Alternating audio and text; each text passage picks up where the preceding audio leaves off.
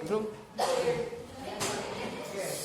Assalamualaikum warahmatullahi wabarakatuh. Waalaikumsalam warahmatullahi wabarakatuh. Salam sejahtera untuk kita semua. Selamat pagi. Pagi luar biasa senang. Dan semangat di pagi yang cerah ini. Mudah-mudahan kalian dalam kondisi yang sehat dan bugar sehingga kalian bisa fokus untuk menerima materi hari ini. Oke, tapi sebelum itu sebelum kita memulai kegiatan pembelajaran, silakan tolong ketua kelasnya disiapkan terlebih dahulu. Nah, mulai.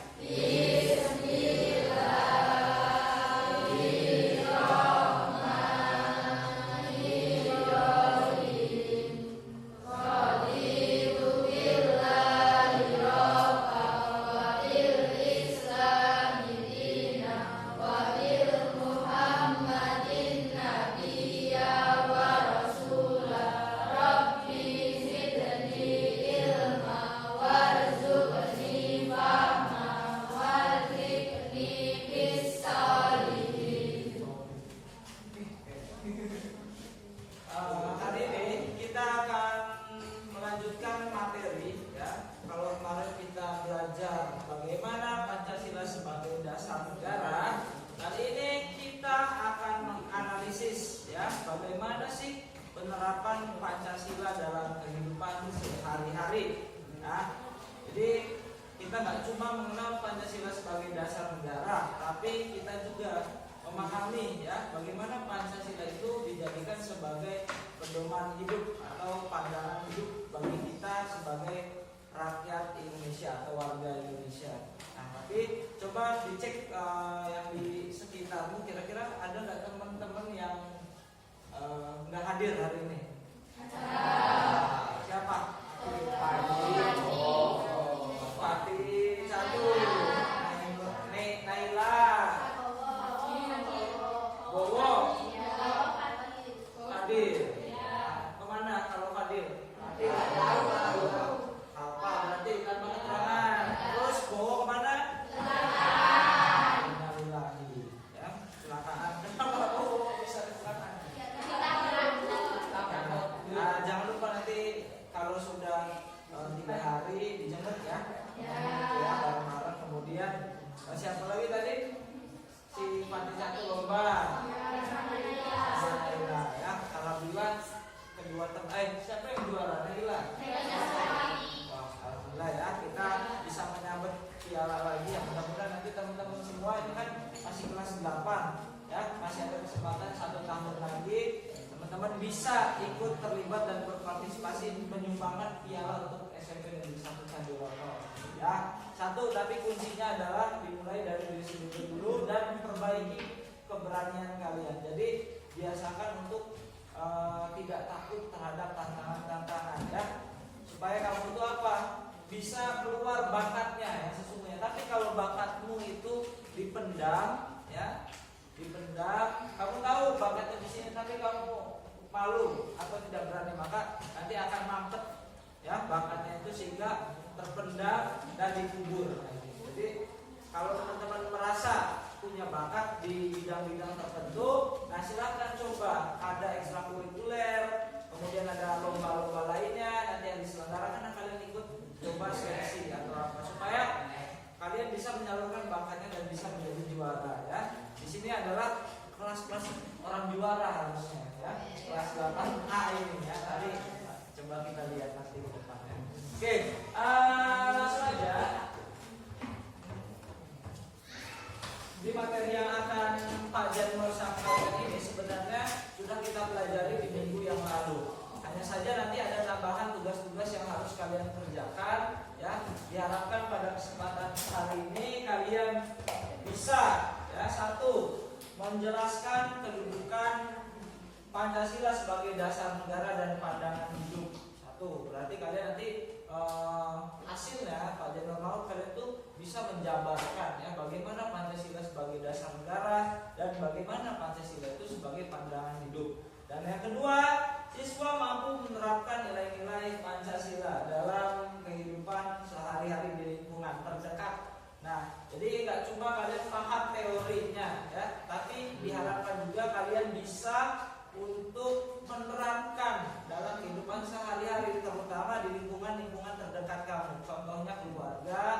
kemudian juga ada lingkungan sekolah, atau juga mungkin lingkungan masyarakat. Jadi nilai-nilai Pancasila yang sudah diajarkan melalui teori bisa diterapkan secara langsung ya di sekolah, di lingkungan ataupun di keluarga. Itu harapannya ya, tujuan pembelajaran kali ini. Oke. Nah, kita langsung kepada materinya ya. Jadi teman-teman juga mengetahui bahwa Indonesia merupakan negara multikultural. Nah, apa yang dimaksud dengan negara multikultural?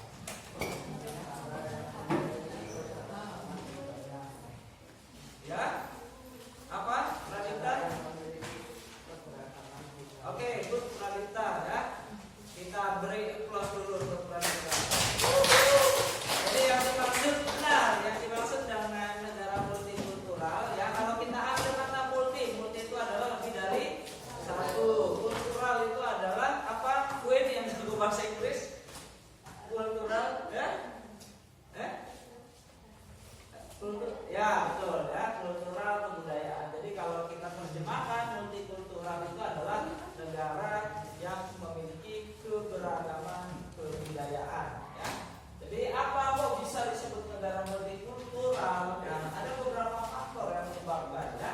Selain dari letak geografis Indonesia yang memang merupakan negara kepulauan ya, sudah ada berapa banyak pulau di Indonesia. Nah, kalian bisa cari tahu sendiri ya, itu jumlahnya hampir ribuan pulau yang tersebar ya, dan yang berpenghuni. Ada juga yang pulau yang tidak berpenghuni ya, sangat banyak sekali. Kemudian suku di Indonesia itu ada 1340 suku. Bayangkan satu suku misalkan untuk di Pulau Jawa itu udah ada berapa suku aja. Kemudian kalian bayangkan satu suku itu punya beberapa adat dan kebudayaan ya, dari satu suku. Bayangkan dikalikan dengan 1340 suku, sudah berapa kebudayaan yang kita miliki. Nah, itu. Kedua, 718 bahasa ya. Sudah banyak banyak sekali bahasa di Indonesia ya. Kalian contohnya adalah sebagai suku Jawa yang memiliki bahasa Jawa, Pak Jadwal sebagai suku Sunda yang memiliki bahasa Sunda. Nah, setiap suku biasanya punya bahasa masing-masing. Suku Melayu punya bahasa Melayu. Suku apa lagi? Suku Minangkabau dia juga punya bahasa Minang. Nah, setiap suku pasti punya identitas bahasanya masing-masing. Sehingga kita dikatakan sebagai negara yang memiliki bahasa yang sangat banyak sekali. Ya. Tapi kita untung punya yang namanya bahasa Indonesia. Bayangkan kalau kita pergi ke Medan, tapi kita pakai bahasa Jawa, ya, bahasa lokal kalian. Apa yang akan terjadi dengan orang Medan? Apa? Nah, sama-sama bingung ya, walaupun berbicara tapi nggak tahu maknanya apa. Nah, itu fungsinya bahasa Indonesia itu adalah sebagai bahasa pemersatu. Coba kalian bayangkan kalian pergi ke Papua atau pergi ke Sulawesi dengan menggunakan bahasa lokal kalian, bahasa Jawa. Nah, orang sana juga pakai bahasa lokal juga, misalnya lokal Makassar, kalian pakai bahasa Jawa sendiri. Nah, yang akan terjadi itu sama-sama bengong bahasa, tidak bakal tahu apa maksudnya. Jadi itu ya gunanya bahasa Indonesia adalah sebagai bahasa pemersatu kita. Ya, jadi kita kalau kemana-mana kita gunakan bahasa Indonesia. Makanya bahasa Indonesia adalah salah satu bahasa yang terpenting yang kalian harus kuasai selain bahasa lokal kalian sendiri. Ya, siapa tahu nanti di sini ada yang mau merantau ke daerah Jakarta, ya, ada yang mau merantau ke daerah IKN misalnya. Nah, itu kan beda bahasanya. Kita nggak bisa pakai bahasa lokal kita untuk tinggal di sana, tapi kita pakai bahasa persatuan, bahasa Indonesia. Kemudian agama ada berapa? 6. Satu sadar, satu Islam, dua Islam, terus tiga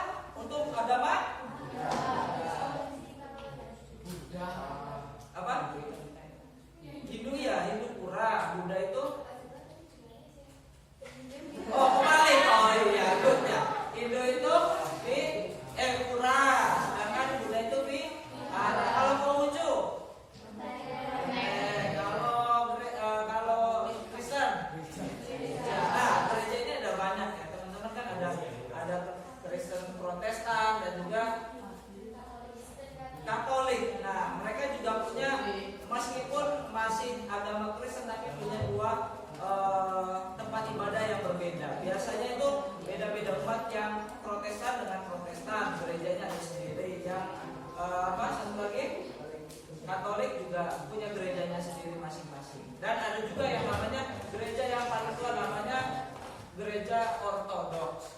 Ya. Gereja Ortodoks itu adalah gereja yang paling tua di dunia, ya. Kristen yang paling tua di dunia. Selain sebelum adanya Protestan dan Katolik. Ras, nah ras ada berapa di Indonesia? Ada yang bisa menyebutkan?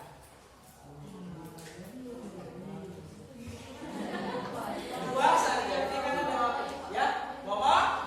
Kalian termasuk ras Mongoloid, ya, Malayan Mongoloid dengan ciri khas fisik seperti kalian disebut dengan ras Mongoloid. Cirinya ras Mongoloid itu kulitnya tidak terlalu putih, tapi juga tidak terlalu hitam, ya. Sawo biasanya. Sawo atau mendekati yang putih itu namanya kuning langsat. Ya, contohnya misalkan si Uin ini kulitnya kulit kuning langsat. Ya, kalau si siapa ya? Si siapa ini ya? Fadil ya. Si Diki ini sawo. Ya, sawo matang atau sawo busuk? Sawo ya, sawo matang. Terus untuk postur tubuhnya biasanya sedang, tidak terlalu tidak sedang, malah mendekati pendek-pendek ya. Rata-rata orang Asia itu ya tingginya beda dengan orang yang di Eropa. Nah, kalau orang Papua apa namanya? Ras apa? Melanesoid. Nah, Melanesoid itu adalah ras orang Papua. Jadi orang Papua itu jangan kalian samakan dengan orang Jawa, orang Afrika. Nah, itu karena rasnya beda. Kalau ras orang Afrika apa? Dia tahu? Negroid, ya. Kalau orang Papua itu adalah ras Melanesoid. Jadi itu dua ras yang berbeda. Jadi jangan samakan orang Papua dengan orang Afrika karena itu beda ras. Nah, ada juga ras Bedoid. Ras Bedoid itu rasnya mirip seperti orang Bangladesh dan India. Ada yang di sini ras Bedoid? Ya, Perindapan. Siapa? Marah tadi orang Perindapan. Nah, jadi Bedoid itu mirip seperti orang India, Aceh, ya. Itu ras Bedoid. Ya. Ada juga ras Kaukasoid. Kaukasoid itu ras yang benar-benar kulitnya kinclong bersih. Ya. Biasanya ada di mana? Di Surabaya, di Jakarta itu ada, ya, yang benar-benar orang itu putih kinclong, ya, tanpa makeup kinclong, nah, itu ada. Ya, Dayak juga begitu. Dayak itu orangnya putih-putih biasa. Apa? Sunda. Ya. Banyak sekali. Ternyata kita itu memiliki keanekaragaman yang luar biasa, ya. Kalau kalian makanya kalau ada kesempatan untuk traveling ke seluruh pelosok Indonesia, kalian cobain. Nanti kalian bisa menemukan berbagai keberagaman yang kalian jumpai di Indonesia, ya. Nanti kalau pekerjaannya enak, cobain main ke NTT, NTB, ya, main ke Maluku, cobain main ke Makassar, daerah-daerah timur, maka kalian nanti akan memiliki pengetahuan atau pengalaman yang luar biasa. Kalau bertemu dengan saudaranya Dharma Komodo.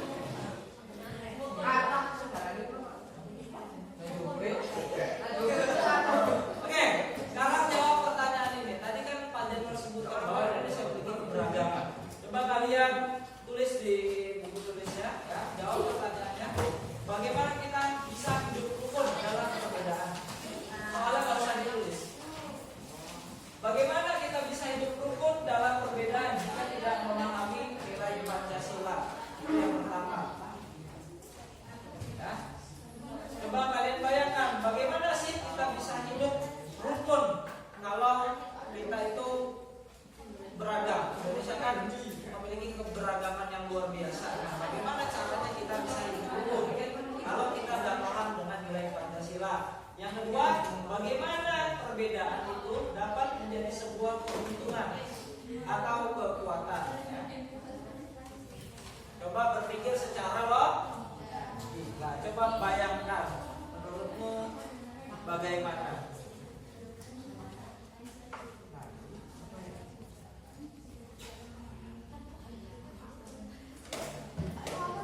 Oke, kita lanjutkan ya. Kemarin ini yang sudah kita pelajari sebelumnya bahwa sudah jelas di sini artinya kedudukan Pancasila itu terdiri dari dua ya. Yang pertama, Pancasila itu bisa dijadikan sebuah dasar negara. Karena setiap bentuk penyelenggaraan negara ya itu hukumnya, peraturan yang harus disesuaikan dengan nilai-nilai Pancasila. Satu itu ya. Jadi setiap penyelenggaraan apapun bentuk peraturan yang ada di Indonesia harus berdasarkan pada nilai Pancasila. Oke, yang kedua, Pancasila sebagai pandangan hidup. Nah, bagaimana caranya kita bisa menjadikan Pancasila sebagai pandangan hidup? Bagaimana? Nah, dengan cara memahami bahwa nilai-nilai yang ada di Pancasila itu harus kita terapkan dalam kehidupan sehari-hari ya. Misalkan kita melihat sebuah perbedaan yang tadi ya, suku, karakter dan sebagainya, itu bukan dijadikan sebuah ancaman bagi kita, tapi dijadikan sebuah ajang untuk memperoleh keuntungan dari nilai-nilai perbedaan itu. Jadi kita bisa mencari sebuah keuntungan ya, kemudian itu bisa kita promosikan. Nah, itu contohnya ya. Bagaimana Pancasila itu bisa jadi pandangan hidup. Jadi kita melihat sesuatu itu berperilaku, kemudian melakukan sesuatu itu harus sesuai dengan apa yang diamanahkan oleh Pancasila. Oke.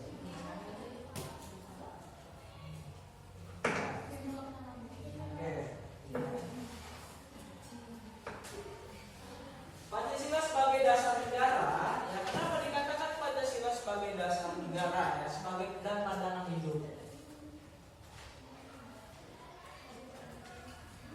Mengapa? Karena ya, kalau kita lihat pada sila 1 bunyinya ketuhanan yang maha, sila kedua bunyinya kemanusiaan yang adil dan beradab. Kalau kata Bung Hatta, ya, sila pertama ketuhanan yang maha esa dan sila kedua kemanusiaan yang adil dan beradab itu satu, intinya adalah mengajarkan moral, mengajarkan moral dan etika ya.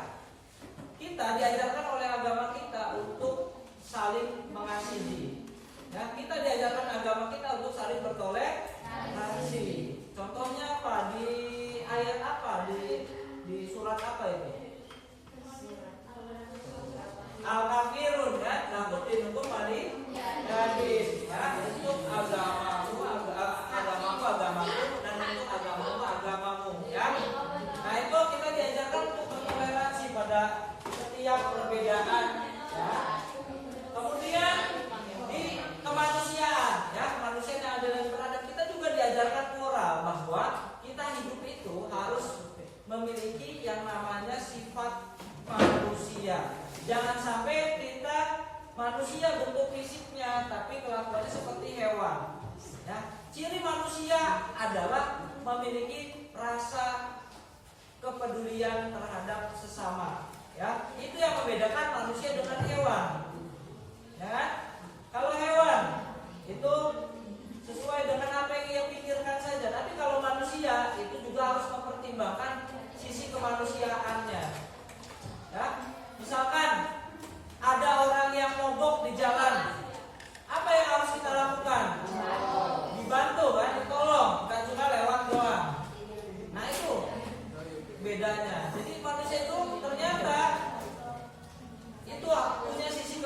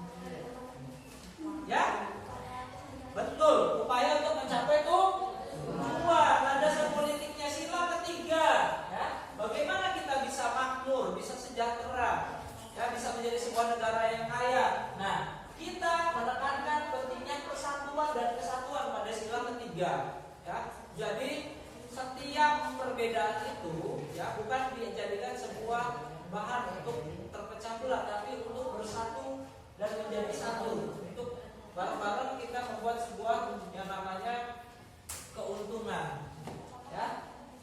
Kemudian keempatnya mempertegas prinsip demokrasi ya. Jadi setiap permasalahan atau problematika yang kita temukan dalam kehidupan sehari-hari itu harus kita selesaikan dengan cara apa? Berdemokrasi. Salah satu bentuk demokrasinya apa? Salah satu bentuk demokrasinya adalah apa? Salah satu bentuk demokrasi apa? Musyawarah. Jadi kita menyelesaikan sesuatu hal itu dengan cara musyawarah.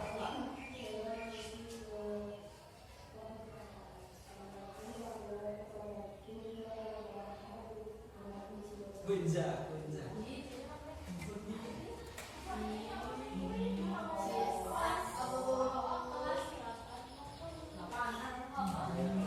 Ini berarti. Oke. Ya. Kemudian sila kelima menjamin bahwa setiap warga negara akan mendapatkan perlakuan keadilan yang sama. Jadi, nah ini yang jadi PR kita. Sila kelima ini sudah diterapkan atau belum di Indonesia? Sila kelima. Nah, padahal di sila kelima itu kita diajarkan bahwa orang miskin sekalipun itu berhak mendapatkan keadilan. Ya, jadi tidak ada orang yang kaya itu bisa menginjak-injak atau menjadi orang yang miskin. Semua itu di mata hukum sama aja, nggak ada yang dibela. Semua kedudukannya sama rata, ya, punya hak yang sama dan kewajiban yang sama. Nah, tapi permasalahannya di Indonesia itu prinsip sila kelima ini perlu diperbaiki dan dievaluasi. Ya, makanya kalian nanti sebagai generasi penerus bangsa harapannya adalah bisa untuk mengevaluasi. Jadi pemimpin bangsa nanti kan kalian nih 20 tahun, 30 tahun ke depan itu bakal jadi pemimpin bangsa Indonesia. Nah harapannya kalian bisa mengevaluasi sila kelima tadi ya. Jadi masyarakat yang adil bagi semuanya. Oke, nah ini contoh gampang ya dalam sehari-hari ya, di lingkungan sehari-hari kita bisa mulai dari diri sendiri dulu. Melakukan sesuatu itu diawali dengan berdoa. Artinya ketika berdoa kita sudah menjalankan prinsip sila pertama. Kemudian menolong ya. Untuk sila kedua itu intinya adalah kemanusiaan. Inti dari kemanusiaan adalah kita bisa berpartisipasi dan bisa memiliki rasa empati. Nah, rasa empati itu ditunjukkan dengan cara salah satunya menolong orang yang sedang kesulitan. Kemudian gotong royong, sila ketiga persatuan Indonesia. Nah, pada sila ketiga intinya adalah kita bisa gotong royong satu sama lain. Nah, itu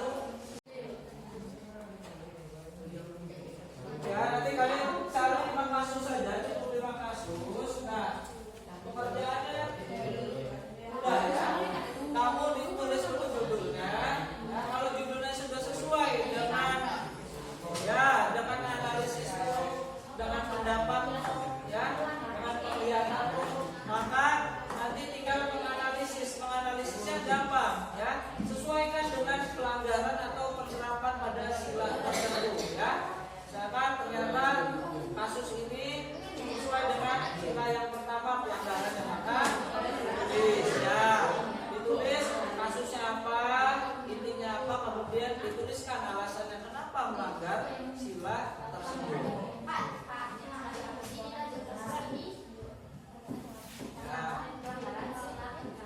Nah, kasus ini misalkan kasus ini merupakan pelanggaran terhadap sila yang keberapa karena di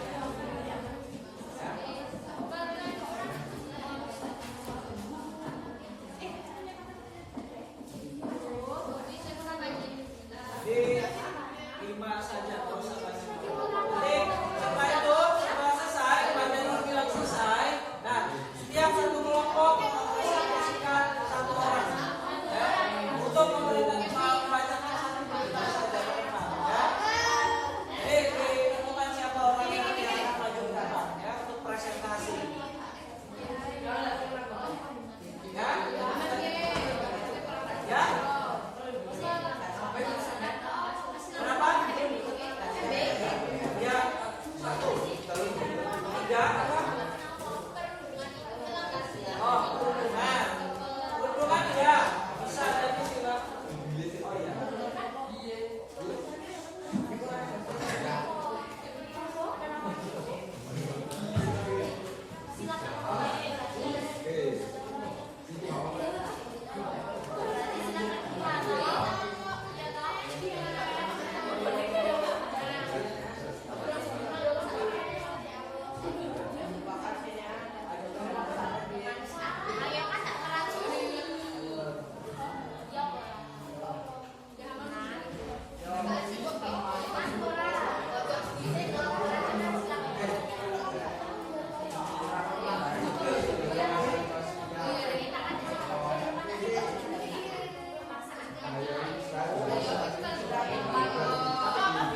Berapa lagi? 2 lagi.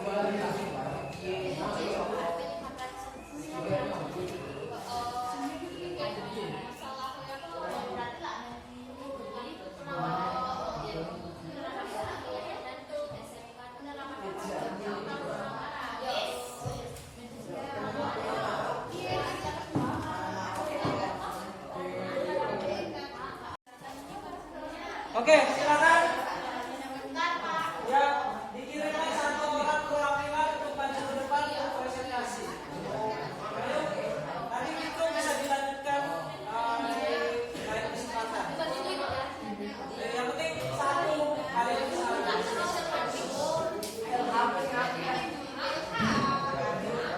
Ayo.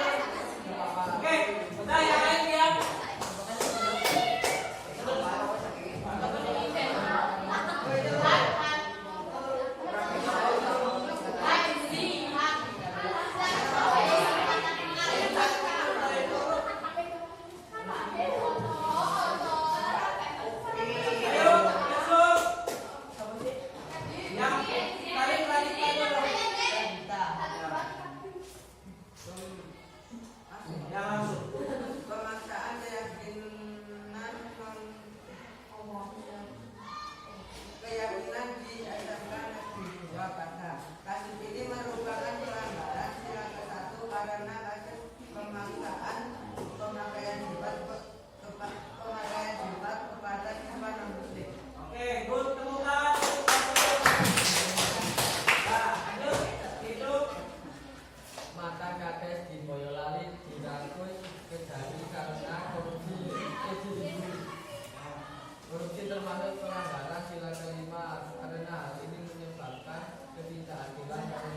rakyat bisa memperoleh haknya secara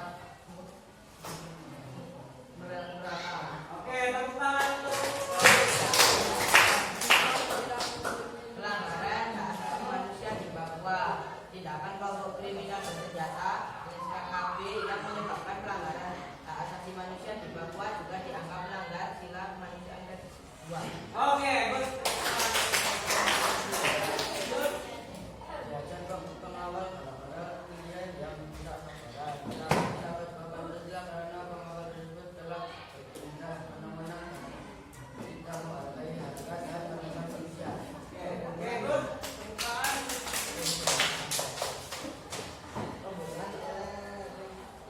Tepuk tangan. Melanggar sila kedua karena merebut hak asasi manusia untuk hidup. Oke, good. Tepuk tangan. Terakhir, Diri. Aku jadi korban kritik ternyata saya bayar sendiri.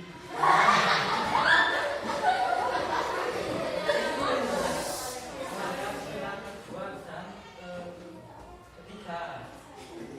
Karena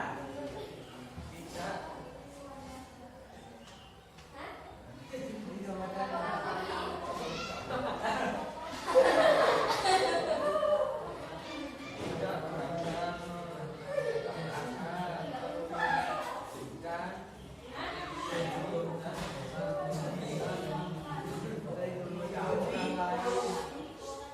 selain secara salah serta merusak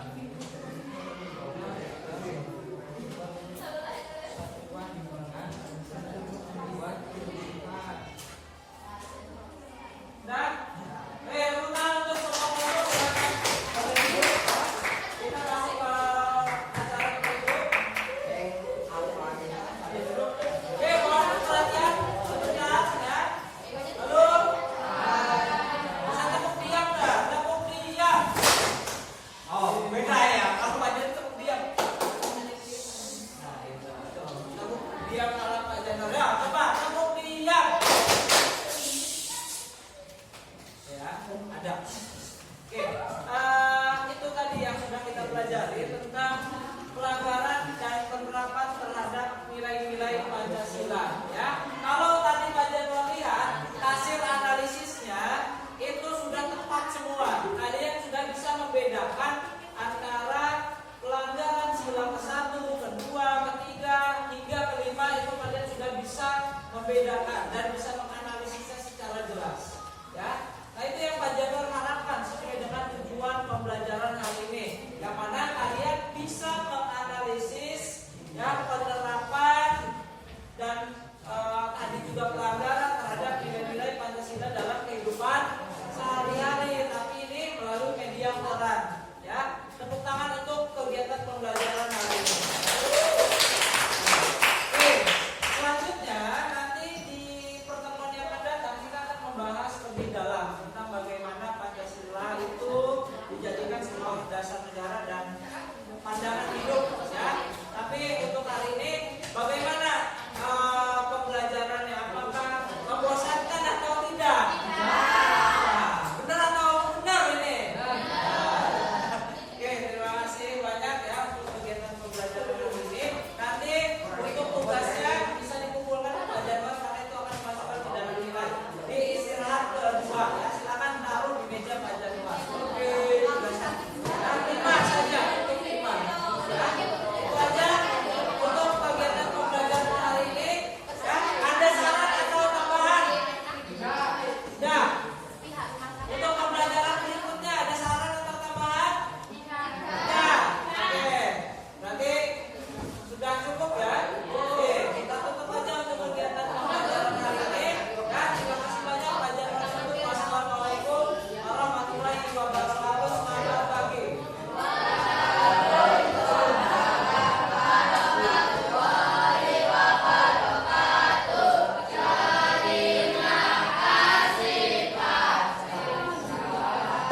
Oke, terima kasih.